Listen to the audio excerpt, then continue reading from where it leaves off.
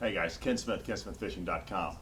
A couple of good videos for you this week. Moon Pie and I, now named by Stacy, who runs Outlaw Outdoors' mother, Moonshine. So Moon Pie and or Moonshine and I fished the Outlaw Outdoors Father's Day tournament. Three fish limit. We finished second with 1583. We culled two more 4-pound class fish, so we had something in the 23, 24 pound range.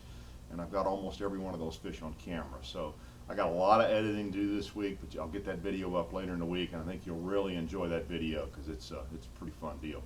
But at the end of this tournament, Todd Driscoll gave a fish care seminar. Now, Todd and I are still going to sit down and go through all the questions that we've talked about that you guys have submitted that you want to know from Todd. But I thought this was really good. Now, I'm recording him talking over a microphone, so the audio is not great. So what I'm going to do is, as I go through this, I'm going to add the closed caption. I'm just going to type what he said to the best of my memory and to the best that I can hear what he's saying, so you guys can see what he's saying.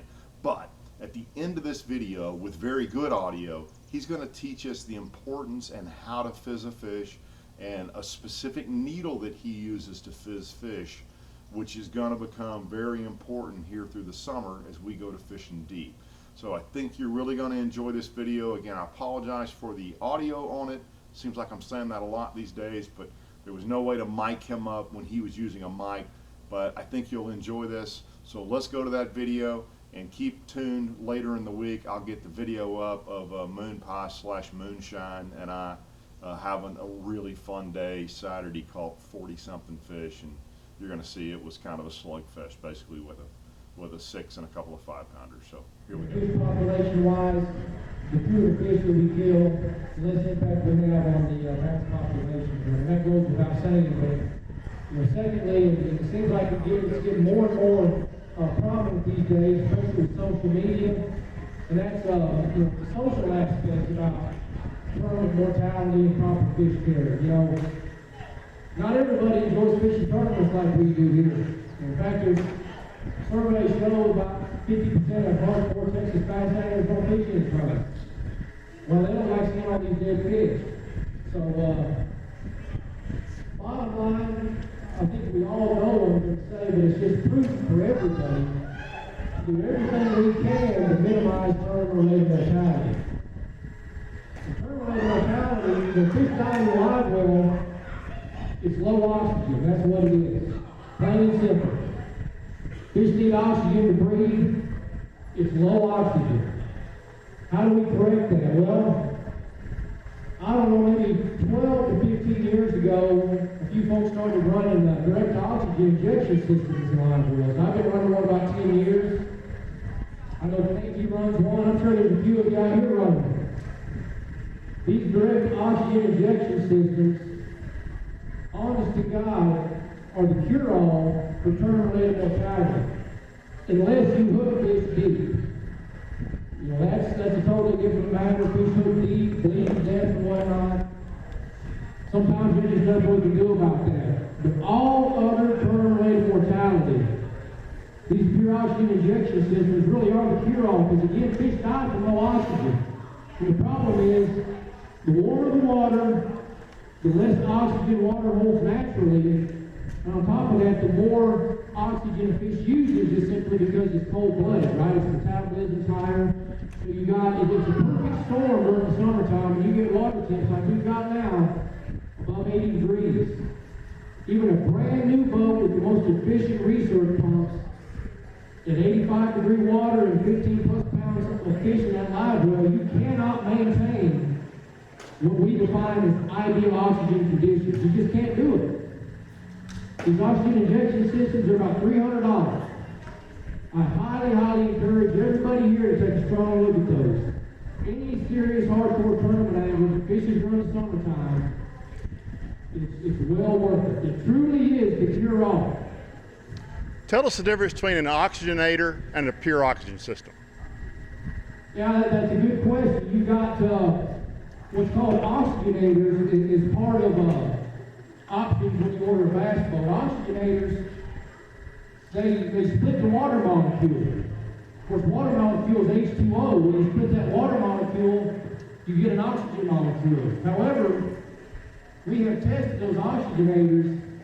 Yeah, they work a little bit, but not just real good, okay? Now, this was oxygenators that were 7 or 8 years ago. That's all I can speak to, is models back then, during that time frame. Maybe they've improved them since then, but I can tell you the ones that we evaluated, we did all the trials looking at live wells. We did the trials with these oxygen injection systems too. I mean, the data is what it is. The oxygenators help just a real little bit, but honestly, they're just not worth a whole lot to pull it all out.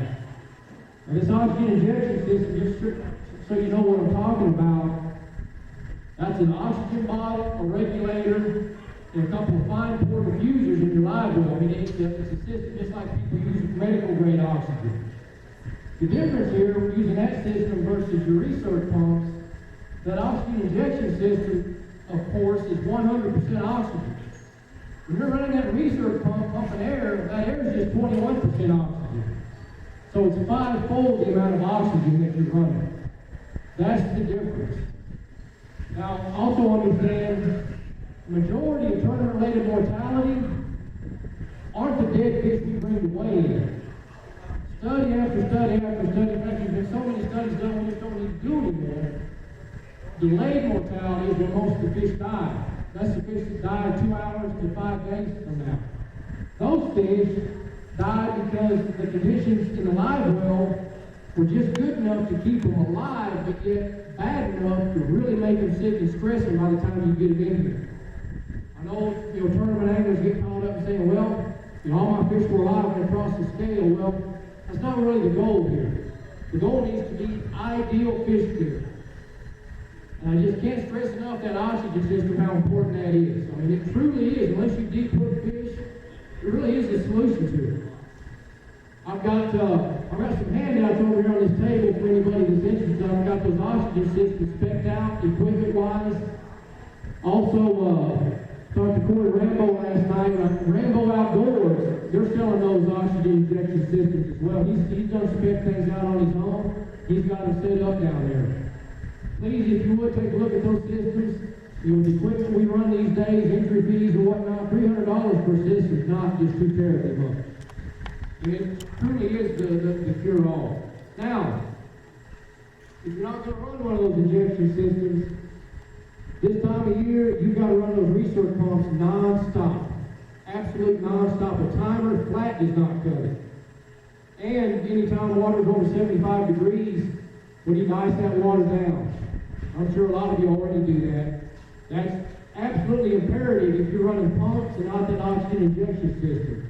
Because with that pump, you're already marginal, not producing enough oxygen, so we want to cool that water down so that water holds more oxygen and the fish consume less oxygen. Cool it down how much? 10 degrees. That's the critical point. Some people think a little bit's fine, more the better.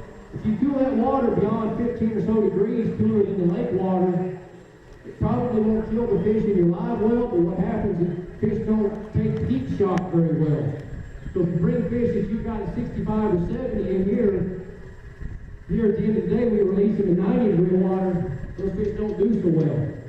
So when you cool it down, you got to have a thermometer to know where you're at. Pool thermometer, they're super cheap. Those thermometers that you measure your air conditioning ducts in your vehicles, those are super cheap too. You got to have a thermometer to know where you're at. The ideal way to go with live well temperature, all of your recent electronic units will accept multiple temperature sensors. I've actually got temperature sensors in each live well. So I can look at that right quick. I've got surface temp, and then I've got live well 1 and live well 2, and I know exactly where I'm at relative to that 10 degree mark. I like to freeze 12-ounce water bottles for ice. On the world's worst day, 30 12-ounce bottles frozen is enough for both live wells. That's the world's worst day to keep those live wells 10 degrees cooler all day. Some days you might only need 15 or 20, but 30 12-ounce bottles will fit your standard soft-sided ice chips. That's just an easy way for me to keep track of my ice, and it works real good. As a rule of thumb, 8 pounds of ice will cool your live well 10 degrees for 3 or 4 hours. 8 pounds. On a super hot day, you may have to add another couple batches of 8 pounds to keep it at 10 degrees. If you're gonna run pumps and not run an oxygen injection system, cooling that water is absolutely imperative. Now, running the oxygen injection system, cooling the water is good too. It's not like we don't do it running it, but you're just so close to that margin of error running pumps, not that injection system where you need to get that water cooled. Another thing important to do is add salt, or that's where your commercially available water conditioners will come into play. Most of those ingredients and those commercially available ones it is salt. What happens is when a bass gets stressed, and let's face it, when we grab the fish and throw it in that dark box we call a live well, it's going to stress the fish. I don't care how good the conditions are in that live well. Well, physiologically, what a fish does when it undergoes stress is it absorbs too much water through its body cells, through what we call osmosis. When it absorbs all that water, it gets its naturally available electrolytes in its body way down too low. It's kind of like you and I getting severely dehydrated. A fish is just going to do that when you stress and put in that live well. That's what adding those conditioners do, is it creates a solution in your live well. Now, state agencies, I just use nothing but unionized salt. It's called stock salt. Osmosis, so that water absorption, but when it absorbs the water, this absorbs the water at that same concentration it needs. How much again? 1 cup of stock salt per 15 gallons of water. That's a 0.5% solution. How big are most of our live wells? Unionized. We just don't know what iodized salt may do. That's why we recommend unionized salt. And these commercially available conditioners, most of them probably do a good job. We just can't really recommend, these state agencies can't recommend anybody use it because we feel like most of those conditioners have ingredients not approved by the FDA. And let's face it, some of these fish, whether we like it or not, may be eaten after we release them. So we just don't recommend their use, even though they probably help relieve stress in the live well. So, long story short, it's primarily about oxygen in those live wells. The oxygen system takes care of it all if y'all just invest in one. And if not, you got to run them pumps nonstop. Timers won't cut it. Cool that water down 10 degrees. Add salt so we prevent that electrolyte imbalance. And it's really that simple. Anybody have any questions? I think we're going to, for those that don't know how to fish, we're going to demonstrate that over here in a little bit. I will say, talking to the fish care guys back here at the release system in the back, they said there was a good many fish that were belly up and needed fizzed, and guys, we need to learn how to do that. We've got to get comfortable with that. A fish needs fizzed within 15 to 30 minutes once it shows symptoms. If we don't do that, it's going to die. Oftentimes, them fish are still alive, but they've been floating in that live well all day, and they just don't like that. It's like you and I are hanging by your ankles for 8 or 10 hours, you know. It's just not comfortable for them. And I know we had a good many fish die today that needed fizz and just weren't. So anybody wanting to know how to do that, I'm going to demonstrate that for a little bit on these tanks. So appreciate y'all's patience, appreciate you listening. Please look at that oxygen system. That'll help us all out reduce permanent mortality. Thank you. Thanks, Todd. We use these needles. These needles even work with Sherlocker 13 plus pound size fish. They're actually spinal tap needles. And I've got a few spares. I'll be able to hand out a few to y'all that are willing to use them. But they're a pretty neat deal. They're a really long needle and they have a plastic insert. Oftentimes, people will poke a fish in the right place, but that needle gets plugged up. Just simply going through the fish, the flesh. Well, this needle here, it's got an insert, so it prevents that flesh from plugging it. You poke the fish with that insert in there, there's no flesh to plug it, and then you pull it out. They work great. Even on, you'd be amazed how deep you have to go on like a 7, 8, 9, 10 plus pound fish. Oftentimes you got to go about that deep into a fish to get that bladder pierced. And those are spinal tap needles? Yes. Yeah. I don't know if you can get this, but that's the only manufacturer of them that I know of.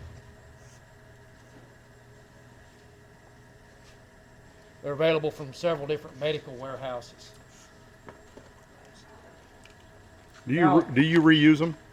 Yeah, we reuse them. Yeah. I mean, in terms of contamination from fish to fish, I don't see that as an issue. Now, we have done studies. A lot of people fizz fish through the throat. They think it's easier. The studies we've done indicate that fizzing fish through the throat kills a few more of them. You go through the side, there's really nothing vital there in the side of the fish besides skin, flesh, and the air bladder. You go through the throat, at the front of that throat, or at the front of the air bladder, when you go through the throat, fizzing fish, there's a whole big series of blood vessels. It has a fancy name, but those blood vessels is what exchanges the air out of the bladder for the fish. So if you go through the throat, we speculate that that's why there's higher mortality, because you can pierce a lot of those vessels. Plus there's several organs, kidneys and whatnot right there around that air bladder if you go through the throat. Our study showed 15% higher mortality fizzing fish through the throat than through the side. So we highly recommend through the side. And I actually think it's easier. What you do is you just lay that pectoral fin down on its side naturally. You'll see that needle, of course it's got a bevel to it. Lay that fin naturally, about 3/4 the way up on that fin right there, come back about 3 scale rows. Get under a scale, 45-degree angle, then come straight 90 and straight in. It's just that easy. This fish here, see that, there we go. Sometimes you see I had to wiggle it a little bit. You can see that dead center of that bladder. You can see the bubbles. Now with the live fish that's needing fizz, of course they're floating. Now you can also let too much air out and cause problems. What you want to do is a fish that really needs it's going to be floating like a balloon. You're just going to put pressure on that fish. It's going to be floating against your hand, and you'll feel that fish get neutrally buoyant. That's what you want, neutrally buoyant. When it gets neutrally buoyant, you pull it out and it swims away.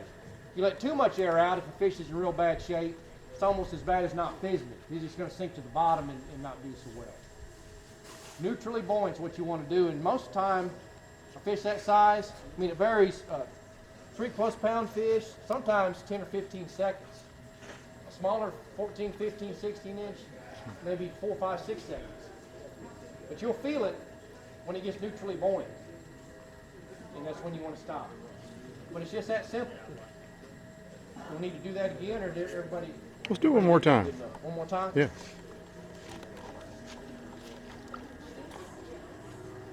Fish on its side. I think you should do it. Lay that fin down. 3 scale rows back. About 3/4 the way up right there. Bevel up underneath the scale. Straight 90. Straight in. It's going to hit it every time. How deep do you? Straight in right there. You lay that fin down and count about 3 scale rows back. How do you know how deep to go? You'll feel it. Okay. I mean, on a smaller fish, Comes out the other side, you went too far. you can see it. Smaller fish, I mean, maybe that far's deep enough, but you'll feel it pierce that bladder. Okay. If you will. All right. Is that about halfway? It looks like. Yeah. I mean, yeah, that's exactly right. Obviously, you want to get it about 1/3 of the way through the depth of the fish to get to the bladder. You kind of gauge by looking at the fish. Right. Well, you can, and you're also going to have him in water, and you can slowly put the needle in until you pierce it, and bubbles will start coming out. Exactly. Yeah. Sometimes you saw on that fish, sometimes you kind of have to wiggle that needle a little bit to get air coming. You wiggle it, no air. You may have to push it in a little bit farther. Just a few times. I mean, hey, way back when, the first couple of times I did it, it just felt uncomfortable. You don't want to hurt the fish. If you don't fizz them, you're going to kill them. It's just that simple. What about putting clips on? Yeah, what about clips? Clips help, but they don't get rid of physiological problems. Yeah, but if you bring it to the way, like to the weigh-in. No, you need to learn how to fizz it. That's the best way to go. Now, if you just absolutely refuse, hey, I'm not going to do it, yeah, clips help some. But, you know, it's had that problem all day, and if the problem's real severe, that bladder will get big enough, it'll actually start pushing on internal organs. Typically, how much depth change does there have to be for a fish for him to have this problem? You know, I found that 17, 18 feet, if I'm fishing that deep or deeper, they'll always need fizzed. Every once in a while, I think y'all have probably seen it too. Sometimes you can catch a shallow fish, for whatever reason, it just, again, you put it in that black box, it's going to stress. Yeah. Sometimes I think you can have bladder problems even with shallow caught fish. But you can write it down, 18+ feet and deeper. You know, you catch and immediately release fish, it's fine. You retain them for 5+ minutes, and that's where the problem is. You know, it's just that you're probably aware for every 33 feet in depth, it's another atmosphere of pressure in the water. So that's what's going on. I can assure you we were not familiar with that. No. Well, then what scuba divers would be. Just, if anybody scuba dives, you would be. But yeah, I mean, it's just like a balloon at pressure. You bring it up, that's what that air bladder does. You release the fish immediately or within 30 seconds to a couple minutes, it can swim down, even though that bladder is slowly building up, it can swim down. But you hold it in your live well, and beyond 5 minutes, it's going to need fizz. That's one of the biggest killers of fish. And again, we saw it here today talking with the fish care guys. There was quite a few fish that just, they were still alive, but just so weak they weren't going to make it from floating all day in that live well. Good stuff. And again, y'all keep in mind that the purpose is not to get your fish to weigh in alive. That's not what this is after. The purpose is to get your fish back to the lake alive. That's right. Just because they flop a fin when they come through across the scale, you don't get a dead fish penalty. That's not what this is about. We're trying to get them back to the water healthy to be able to catch them again. Just like I mentioned before, a majority of fish that die from tournaments are delayed mortality. I mean, this time of year, oftentimes 30–40% of these fish will die a day, 2, 3, 4 days later. Now, that oxygen system we talk about, that truly is the cure-all. It truly is. It's all oxygen unless you mortally hook a fish.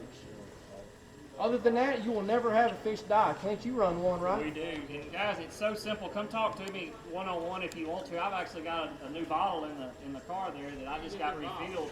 It's a, sir?